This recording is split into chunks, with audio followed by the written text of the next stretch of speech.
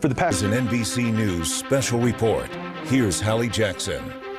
Good afternoon. We are coming on the air with breaking news. Jimmy Carter, the 39th president, has died in his hometown of Plains, Georgia. Carter was 100 years old, the longest living president in American history. Our Lester Holt remembers his legacy. My name is Jimmy Carter, and I'm running for president. He went from being Jimmy Who to winning the White House itself, then struggled with crises overseas and a troubled economy at home. A one-term president whose time as ex-president was the longest. Thank you all. Among the most active in American history, becoming the first American president to celebrate his 100th birthday. James Earl Carter Jr., he always went by Jimmy, was born in small-town Plains, Georgia, growing up on a farm without electricity or indoor plumbing. He attended the U.S. Naval Academy, studied nuclear physics, worked in the nuclear submarine program. Carter married Rosalind Smith, a friend of his sister's, and she became his lifelong partner. When his father died, Carter left his military career and went home to run the family peanut farm. But he wanted something more. He got into politics, Georgia state senator, then governor. I, Jimmy Carter, do solemnly swear. In the Old South, Carter was something new. The time for racial discrimination is over. He attracted national attention. Would our first challenger enter and sign in, please? But was still enough of an unknown in 1973 to appear on What's My Line? 1 year later, I'd like to announce that I am a candidate for president.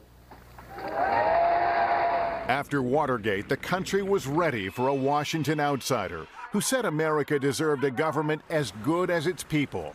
A born-again Christian who promised voters, "I will never lie to you." We now have a projected winner, James Earl Carter of the state of Georgia, elected the next president of the United States. Carter narrowly defeated Gerald Ford, becoming the first president from the Deep South in more than a century. I, Jimmy Carter, do solemnly swear. He started with a common touch, an inaugural walk to the White House, a cardigan sweater to talk to the nation about the energy crisis. There's no way that I or anyone else in the government can solve our energy problems if you are not willing to help. He became a champion of human rights. No member of the United Nations can claim that mistreatment of its citizens is solely its own business. And the Camp David Accord showed Carter at his best, idealistic, tenacious, leading marathon talks between Egypt's Anwar Sadat and Israel's Menachem Begin, achieving a peace treaty that is still in place today. But closer to home, Carter's inexperience and his distaste for political rough and tumble became serious handicaps. And when the economy tanked, so did Carter's popularity. He seemed to blame Americans themselves. The erosion of our confidence in the future. He looked weak, photographed collapsing during a run. And it got worse. In Iran, scores of Americans were taken hostage. I'm a candidate for president of the United States. Ted Kennedy announced he would challenge Carter for the nomination. The Soviets invaded Afghanistan, prompting Carter to boycott the Moscow Olympics. Above all, the hostage crisis consumed Carter's final year in office. Any encouraging news from Iran, Mr. President? No. A mission to rescue the hostages ended in tragedy. 8 Americans had died, an unknown number of other Americans had been wounded. It was my decision to attempt the rescue operation. The responsibility is fully my own. Still hoping for a second term, Carter beat Kennedy, only to face an even more formidable opponent. I'll bring new hope to America. Ronald Reagan projected optimism and confidence, and he didn't think much of Carter. There you go again. Jimmy Carter lost in a landslide. And though he finally negotiated the release of the hostages, they weren't officially freed until just after he left office. Through it all, Carter was sustained by his faith. You were faced with some huge crises as president. Did you drop down to your knees and pray? Often, yes, often. In fact, I prayed more per day, per hour, while I was president than any other 4 years in my life. And his defeat marked the beginning of a remarkable post-presidency.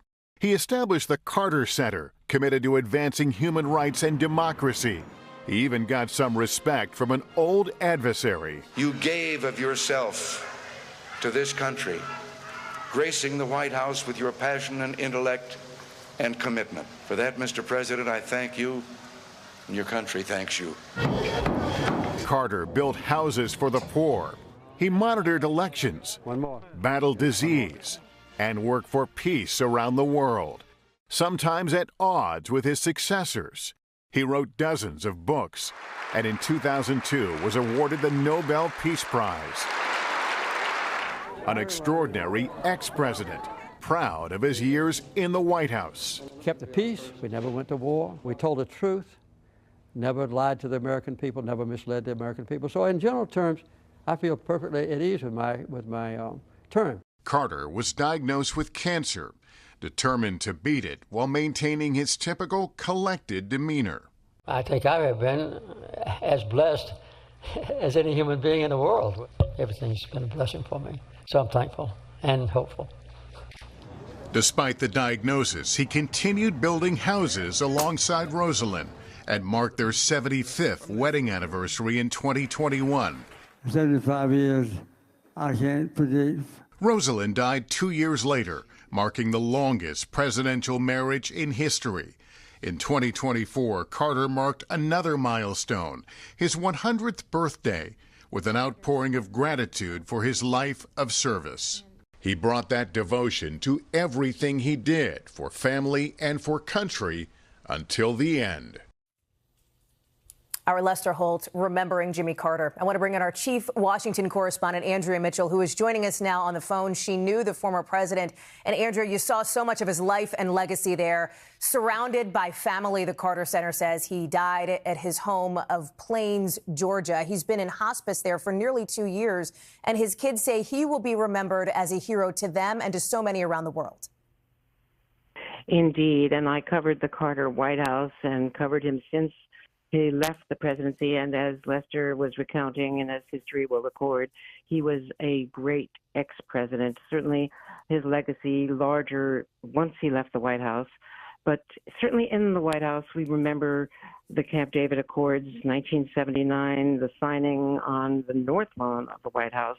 I was on the roof of the Hay Adams Hotel across the way with our then anchor, John Chancellor, and we observed the signing from across the way.